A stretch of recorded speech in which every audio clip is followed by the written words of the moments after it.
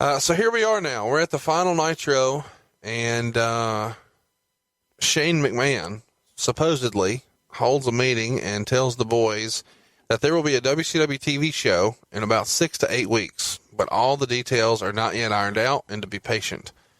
At the same time, in Cleveland, Vince McMahon is holding a meeting at TV to tell the WWF crew that this purchase would not affect their jobs. So you're not there in Cleveland, so let's talk about that first.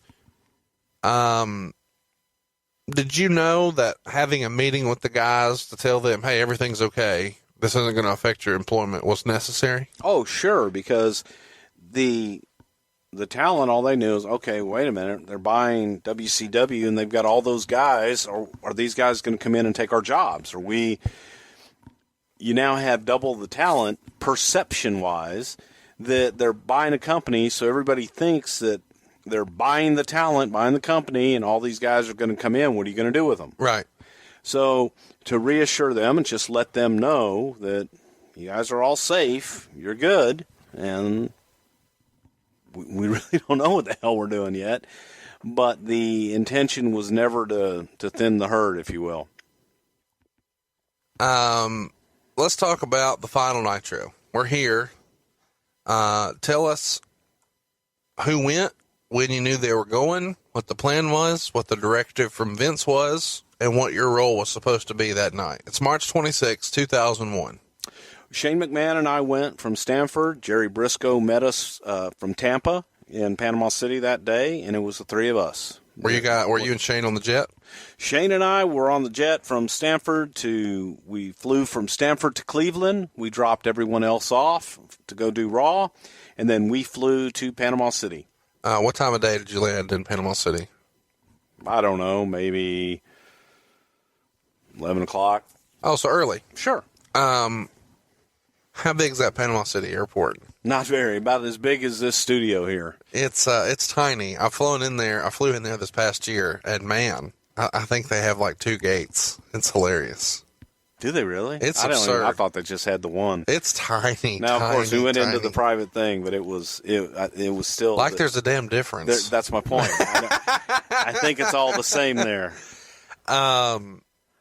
So why you three? Talk us through who makes the decision that it's you three, when you know it's you three, and why you three. Vince made the decision. The decision was made on the Saturday night prior to the show. Jerry and I... Why's Jerry going? Jerry's going because, first of all, he was in Tampa. He's an agent, well-respected in the business, and we needed a wrestling agent there. So Jerry was close, and it was easy. I was there because from a television standpoint and from a talent relations standpoint, television standpoint, being able to run the show. So there wasn't a fourth man with you? No. Oh, yep. Well, Tim Walbert. Tim Walbert was a director, and he was also someone who would sit in for Kevin Dunn as executive producer when Kevin would be away. Well, here's what I asked, because there's parts of this show that are simulcast, which to me means there's going to have to be a WWF rep in the WCW truck. And that was Tim Walbert. Okay. So where do you sit at this show? Are you in Gorilla? Are you on a headset? I was all over the place, but I spent most of my time in and around Gorilla, but I was running all over. So you land at 11. Do you guys go straight to, I would say the building, do you go straight to the bar? Well, Shane and I had to wait for Jerry Briscoe to arrive, but when we got there, we went straight in. It was a hotel that we headquartered in, and that's where they had all their production offices. A shitty hotel. A extremely shitty hotel. Yeah. And we got in there. We met with John Laurinaitis, who was our liaison for all of this. And Johnny, we just went over. We had been dealing with Johnny throughout the weekend as well, letting him know what we wanted to do. And the crazy thing was, when this decision was made, all of a sudden, bear in mind, back in WWF land, WrestleMania, the biggest show of the year, that Sunday was coming up that Sunday. Yeah. So now we're taking Shane McMahon, who's a huge part of the WrestleMania promotion, facing his father at WrestleMania. Gerald one of the top agents, and myself, we're now removed from the Raw production, and we've got to go to in the go-home show for Raw. Go-home show for WrestleMania. And on top of all that, from a creative standpoint, we got to rewrite Raw. We've got to rewrite SmackDown. And, oh, by the way, we have to write Nitro, too. So not only do we have to rewrite our 2 go-home shows for WrestleMania, we have to write the show of the people that we just bought. So it was extremely challenging from a creative standpoint and taxing in a lot of ways, but it was pretty cool. So you land, you get a rental car. No, we had a limo. Okay. We had a limo that. Where do you that find took us those in out. Panama City? It was there waiting on us. And you go in this limo to one of the shittier hotels in Panama City. And there's a little. I haven't been to a lot of hotels in Panama City. It's one of the worst. But I would have to venture a guess and say that this could be one of the shittiest hotels I've ever been in my life. And I have been in some shitty hotels. So you get there and you see that you're going to be wrestling on the beach, near a pool, at a bar. And who all is there that you remember running into?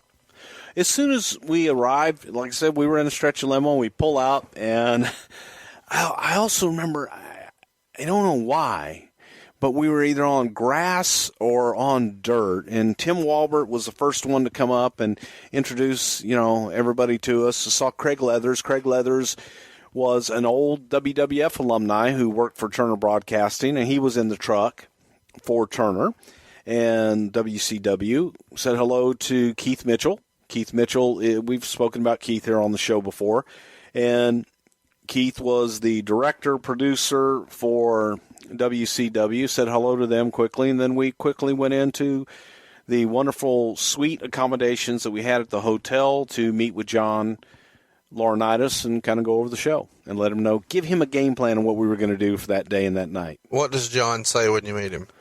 Oh, hey guys, how's everything? We got a nice little room over here for you. Be your office. That was about it. The most recent time we talked about him on the show is on the Vader episode where he kind of indicated as a representative for All Japan, he acted as if the WWF superstars had no name recognition. Nobody knows who these guys are. Undertaker, no one's ever heard of him. Yeah, it was, but look, Johnny was doing his job, and I got to say this, and I throw this out there to any and everybody that's ever worked in talent relations. Absolutely the single most thankless job in the world. You get zero credit, you get all the heat, you're the biggest asshole, and nothing you do is right, and everything you do is wrong, and you're just a dumbass all the time. Should it be the best paid position in the office? It should be, because it is the most heat-seeking position in the office, without a doubt. What are your memories of Club La Vila? Try to describe that for our listeners who aren't familiar with the Redneck Riviera. You and I have talked about this off mic about, I don't remember a club per se. I remember the hotel. I remember a beach. And the club is huge, and on the weekends gets like 6,000 people. But it's outdoors, right? It's inside and I never outdoors. went inside in a club at all. Their gimmick is party with thousands, and it was the reason it's being used here, and it's not anymore. But the reason it's being used here is because it was featured prominently on MTV in the 90s. It was for spring break. Yeah, okay. It was hot back then.